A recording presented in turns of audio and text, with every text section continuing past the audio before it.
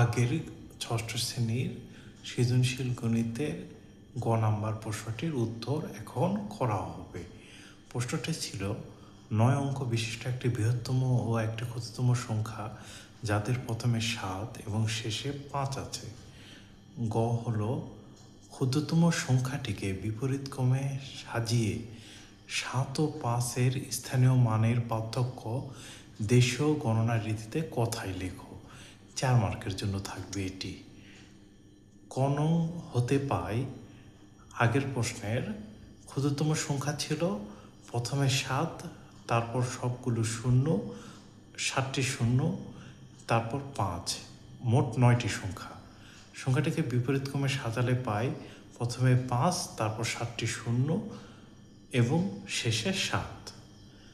বাম থেকে ডানে 5-এর স্থানীয় মান 5 কোটি, অর্থ হলো 5 গুণন 10, 50 কোটি। 7-এর স্থানীয় মান 7 একক মানে 7। 5 ও 7-এর স্থানীয় মানের পার্থক্য 50 কোটি থেকে 7 বিয়োগ করলে 49 কোটি 99,99,993। দেশীয় গণনা রীতিতে কথায় লিখতে পাই 49,99,99,999।